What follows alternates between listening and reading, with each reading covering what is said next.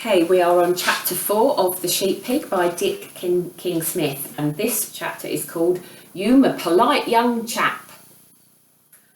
After the last of the puppies had left, the ducks heaved a general sigh of relief. They looked forward to a peaceful day and paid no attention when, the following morning, Fly and Babe came down to the pond and sat and watched them as they squatted and splattered in its soupy green depths. They knew that the old dog would not bother them, and they took no notice of the strange creature beside her. "They'll come out and walk up the yard in a minute," said Fly. "Then you can have a go at fetching them back, if you like." "Oh, yes, please," said Babe excitedly. The collie looked fondly at her foster child. Sheep pig indeed, she thought. The idea of it! The mere sight of him would probably send the flock into the next county. Anyway, he'd never get near them on those little short legs. Let him play with the ducks for a day or two, and then he'd forget all about it. When the ducks did come out of the water and marched noisily past the piglet, she half expected him to chase after them, as the puppies usually did at first. But he sat very still, his ears cocked, watching her. "All right," said Fly. "Let's see how you get on. Now then, first thing is you've got to get behind them, just like I have to with the sheep. If the boss wants me to go round the right side of them, that's the side by the stables there, he says, 'Away to me.' If he wants me to go round to the left, that's the side by the Dutch farm, he says, 'Come by.' Okay?" "Yes, Mum." "Right then, away to me, Babe," said Fly sharply. At first, not surprisingly, Babe's efforts met with little success.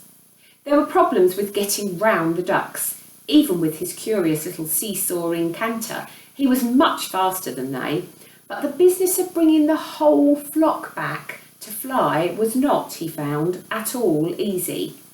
Either he pressed them too hard and they broke up and all fluttered all over the place, or he was too gentle and held back and they waddled away in twos and threes. "Come and have a rest, dear," called Fly after a while. "Leave the silly things alone. They're not worth upsetting yourself about." "I'm not upset, Mum," said Babe. "Just puzzled. I mean, I told them what I wanted them to do, but they didn't take any notice of me. Why not?" "Because you weren't born to it," thought Fly.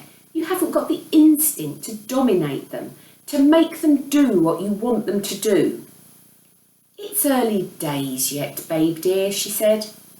"Do you suppose," said Babe, "that if I asked them politely—" "Ask them politely? What an idea! Just imagine me doing that with the sheep. 'Please, will you go through the gateway? Would you kindly walk into the pen?' Oh no, dear, you'd never get anywhere that way. You've got to tell them what to do. Doesn't matter whether it's ducks or sheep. They're stupid and dogs are intelligent. That's what you have to remember." "But I'm a pig." "Pigs are intelligent too," said Fly firmly. Ask them politely, she thought. Whatever next? What happened next, later that morning in fact, was that Babe met his first sheep. Farmer Hoggett and Fly had been out round the flock, and when they returned, Fly was driving before her an old lame ewe, that's a female sheep, which they penned in the loose box where the piglet had originally been shut. Then they went away up the hill again. Babe made his way into the stables, curious to meet the first of the animals that he planned one day to work with, but he could not see into the box. He snuffled under the bottom of the door, and from inside there came a cough and a sharp stamp of a foot, and then the sound of a hoarse, complaining voice. "Wolves! Wolves!" it said. "They do never leave a body alone. Nag, nag, nag all day long. Go here, go there, do this, do that. What do you want now? Can't you give us a bit of peace, wolf?" "I'm not not a wolf, said Babe under the door. Oh, I knows all that, said the sheep sourly. Calls yourself a sheep pig. I knows that, but you don't fool none of us. You're a wolf like the rest of them, given half a chance. You looks at us and you sees lamb chops. Go away, wolf. But I'm not a sheepdog either, said Babe, and he scrambled up the stack of straw bales and looked over the bars. You see, he said, and there he is looking down at the sheep. Well, I'll be dipped, said the old sheep, peering up at him. No more you ain't. What are you? Pig, said Babe. Large white. What are you? You, said the sheep. No, not me. You. What are you? I'm a ewe. Mum was right, thought Babe. They certainly are stupid. But if I'm going to learn how to be a sheep pig, I must try to understand them. And this might be a good chance. Perhaps I could make a friend of this one. My name's Babe, he said in a jolly voice. What's yours? Ma, said the sheep. That's a nice name, said Babe. What's the matter with you, Ma? Foot rot, said the sheep, holding up her foreleg. And I've got a nasty cough. And I'm not as young as I was. You don't look very old to me, said Babe politely. A look of pleasure came over the sheep's mournful face, and she lay down on the straw. Very civil of you to say so, she said. First kind word I've had since I were a little lamb.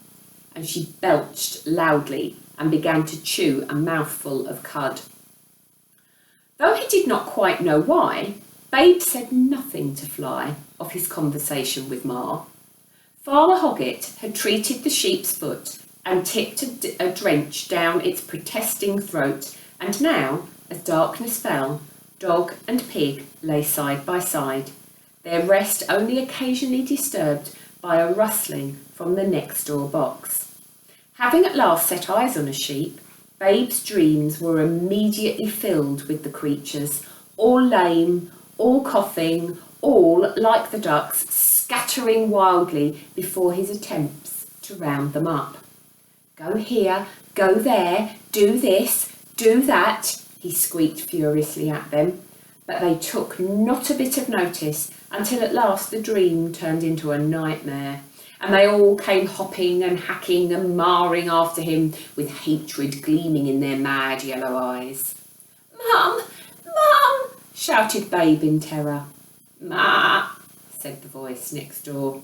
It's all right, dear, said Fly. It's all right. Was it a nasty dream? Yes, yes.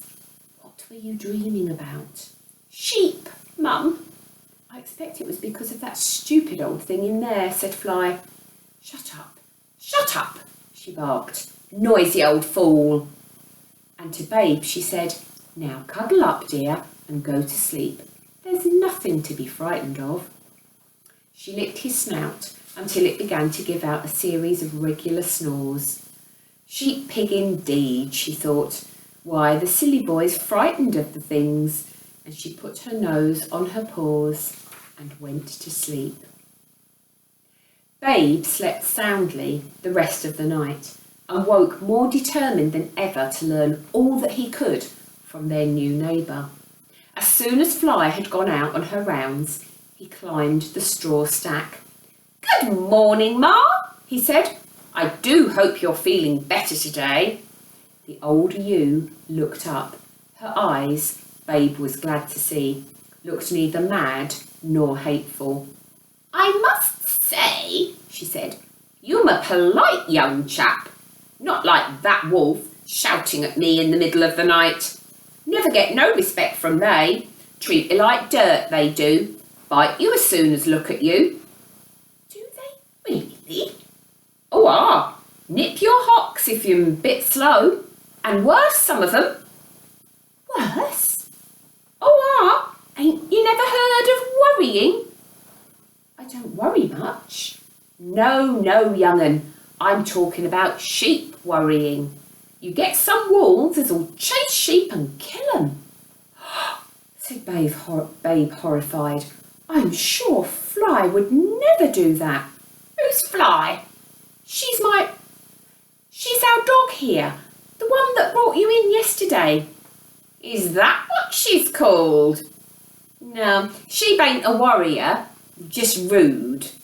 All wolves is rude to us sheep, see? Always have been.